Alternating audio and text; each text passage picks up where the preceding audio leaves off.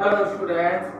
तो हमने कल क्लास 6 में सब्जेक्ट साइंस आपकी और उसमें हम चैप्टर नंबर 3 पढ़ रहे थे। तो उसके अंतर्गत हमने बात की थी किसकी, फाइबर्स की। किसकी बात कर रहे थे हम, फाइबर्स की। तो फाइबर्स के कौन कौन से होते हैं इसके बारे में हमने देखा था, है ना। तो कौन कौन से होते थे फाइबर हमारे, जैसे एक था कॉटन। कौन सा फाइबर था, कॉटन था। दूसरा आपका कौन सा जूट।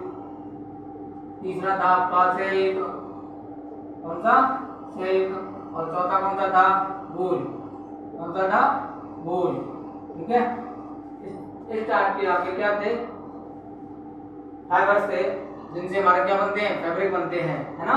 तो अब इनमें ये कहां से प्राप्त हो रहे थे हमको, ये भी हमने बात की थी, है ना। तो इसमें ये हमको प्राप्त हो रहे थे किससे, प्लांट्स एंड एनिमल से। किससे, plants and animals, two type से प्राप्त हो रहे थे ना। तो इसमें प्लांट से कौन कौन से प्राप्त होते हैं, तो कॉटन प्राप्त होता है प्लांट से, और एक जूट। ये दोनों किससे प्राप्त होते हैं, किससे प्राप्त होते हैं, प्लांट से, पौधे से। और सिल्क एंड वूल ये हमें मिल रहे थे किससे, एनिमल से। सिल्क मिलता है सिल्कवॉर्म के कोकून से। किससे, सिल्कवॉर्म के कोकून से। सिल्कवॉर्म के कोकून से मिलता है ये ना।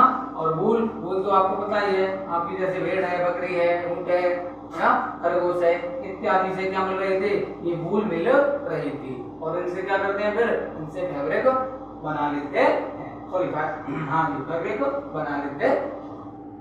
ठीक है, फिर हमने आगे बात की थी नेचुरल फाइबर, इसकी बात की थी, नेचुरल और सिंथेटिक फाइबर की ना। नेचुरल एंड सिंथेटिक फाइबर, इसकी बात की थी, नेचुरल एंड सिंथेटिक फाइबर, इनकी बात की थी। तो नेचुरल में कौन कौन से थे, ऐसे फाइबर जो हमें या तो प्लांट से मिलते हो या फिर किससे मिलते हो, एनिमल से। नहीं, जो फाइबर हमें कहां से मिलते हो, हमें या तो प्लांट से मिलते हो, किससे मिलते हो, प्लांट से, या फिर किससे मिलते हो, या एनिमल से।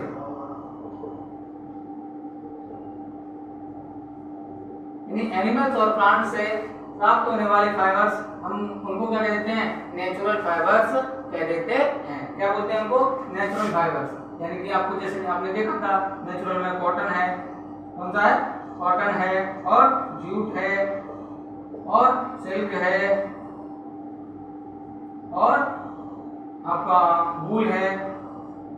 ये हमारे जो फाइबर्स हैं वो क्या हैं, सब नेचुरल फाइबर हैं। क्योंकि इनमें ये मैं या तो किससे प्राप्त हो रहे हैं, प्लांट से, या फिर किससे प्राप्त हो रहे हैं, एनिमल से। ठीक है, तो ये हमारे कौन से थे, नेचुरल फाइबर्स। और सिंथेटिक फाइबर किसको कहते हैं, सिंथेटिक फाइबर ऐसे जो ह्यूमंस द्वारा क्या करते हैं, जो ह्यूमंस द्वारा किसी केमिकल के द्वारा, जैसे केमिकल द्वारा बनाए जाते हैं, उनको हम कह देते हैं क्या, वो सिंथेटिक फाइबर कह देते हैं। जो कि नेचुरल प्लांट्स और किससे, एनिमल से प्राप्त नहीं होने वाले को क्या कह देते हैं, सिंथेटिक। यानी जो किसी मनुष्य के द्वारा केमिकल के उपयोग करके बनाए जाते हैं, उनको क्या देते हैं हम, सिंथेटिक फाइबर। ठीक है, तो आगे हम बात कर रहे हैं इसमें कुछ जो प्लांट्स फाइबर हैं उनके बारे में। तो प्लांट्स फाइबर में सबसे पहले आपका जैसे कॉटन है ना। तो कॉटन को कैसे प्राप्त करते हैं ना, क्या होता है ये, इसके बारे में हम जानकारी करेंगे। तो आइए चलते पढ़ते हैं ना, यहाँ कॉटन, जो आपका कॉटन है वहां से चलिए। तो have you ever made for a oil lamps ना। तो कभी आपने दिए की भट्टी बनाई है क्या ना, लगभग सभी ने देखी होगी बनी हुई, तो है ना, घर में सबके में बनती है। What do use for making these wicks ना। तो इस जो बाकी होती है दिए की, तो उसको बनाने के लिए आप क्या उपयोग में लेते हो। This cotton wool is also used for filling mattress ना, बेड्स और पिलोज। वो आपने देखा जो विक्स है या बाती है हमारी, उसको बनाने के लिए हम इसका कॉटन का उपयोग करते हैं। और इस कॉटन का उपयोग हम कहाँ पे करते हैं? मैट्रेस बनाने के लिए ना, कॉइल्स और पिलो इत्यादि में इसका उपयोग करते हैं। टेक सम कॉटन वूल, कुछ कॉटन के वूल ना ले लीजिए, पुल इट अपार्ट एंड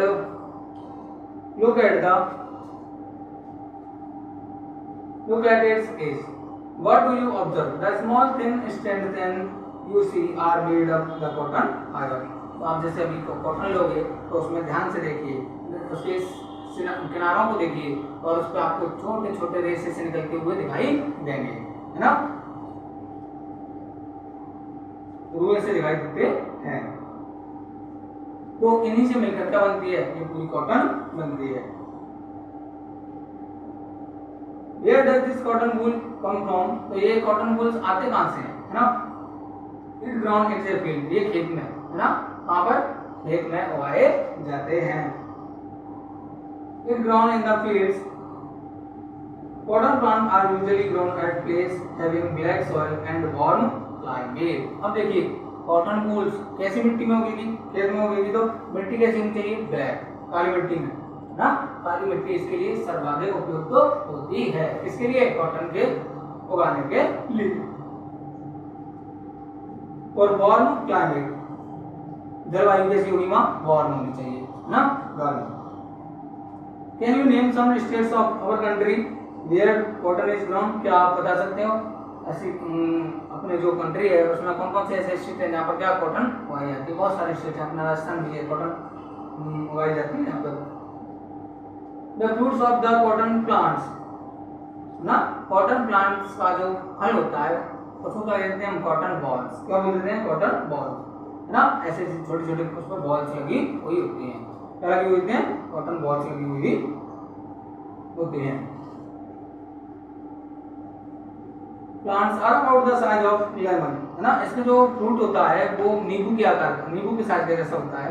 देखिए जैसे ये आपका कोई कॉटन प्लांट है, क्या है? Cotton plant. ये है आपका cotton plant.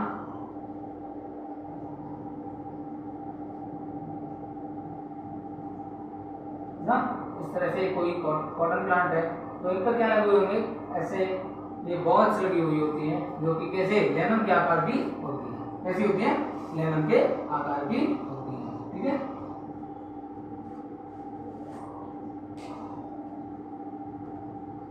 After maturing, the balls burst open. These seeds covered with the cotton fibers can be seen.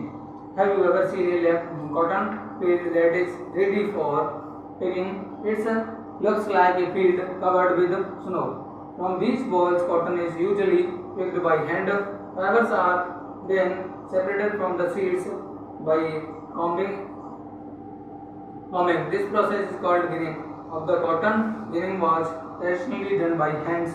These days machines are also used for ginning. आप देखिए, है ना, तो जब ये क्या होता है इस तरह से ये इसके जो फ्रूट है इसके कॉटन प्लांट के, अब कॉटन प्लांट के फ्रूट क्या होते हैं? धीरे धीरे मेच्योर हो जाते हैं। क्या हो जाते हैं? मेच्योर। तो ये अपने आप क्या हो जाते हैं? फट जाते हैं। क्या हो जाते हैं? फट जाते हैं। और उनमें से क्या निकलती है? कॉटन बाहर निकलने लग जाती है, कॉटन दिखाई देने लगती है। तो उस कंडीशन में क्या हो जाते हैं? मेच्योर हो जाते हैं और तोड़ने के लायक हो जाते हैं। फिर इनको क्या करते हैं? जो किसान है या और जो भी है वो क्या कर देते हैं? हाथ से इनको तोड़ के रख लेते हैं और फिर हाथ के द्वारा ही इनमें से जो फ्रूट है इनमें से कॉटन को क्या लिया जाता है? कॉटन फाइबर को बाहर निकाल लिया जाता है ना। तो ये बाहर निकालने की जो प्रोसेस है उसको हम क्या देते हैं? गिनिंग। क्या बोल देते हैं? उसको गिनिंग बोल देते हैं। कॉटन फाइबर को प्राप्त करना इसके द्वारा बाय हैंडिंग, है ना, उसको हम क्या बोलते हैं? गिनिंग। अब ये गिनिंग का कार्य केवल आज पहले जमाने पिछले दिनों में, जो पिछले सालों में, मतलब जो पिछले प्राचीन काल में कह सकते हैं हम, क्या किससे होता था? केवल हैंड से। किससे?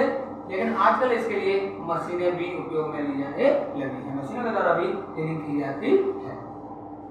ठीक है, ginning was traditionally done by these days, machines are also used for ginning. ठीक है। अब बात करते हैं जूट। जूट क्या होता है ना, जूट क्या होता है और ये कैसे प्राप्त होता है। ये भी देखो, ये भी क्या है, कॉटन क्या था, प्लांट फाइबर है। कैसा है, कॉटन क्या है आपका, प्लांट फाइबर। अब बात कर रहे हैं किसकी, जूट की। तो जूट भी क्या है, एक प्लांट फाइबर है।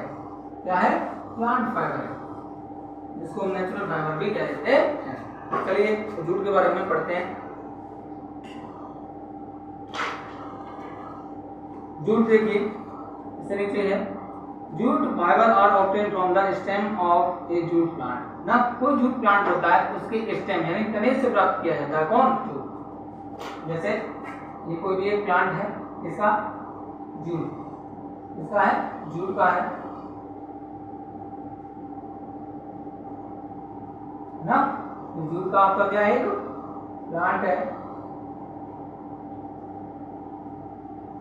तो इसका जो स्टेम है ये क्या है, स्टेम यानी कि तना। क्या है ये, तना। तो जूट इस तने से प्राप्त किया जाता है ना। इससे प्राप्त किया जाता है, तने से।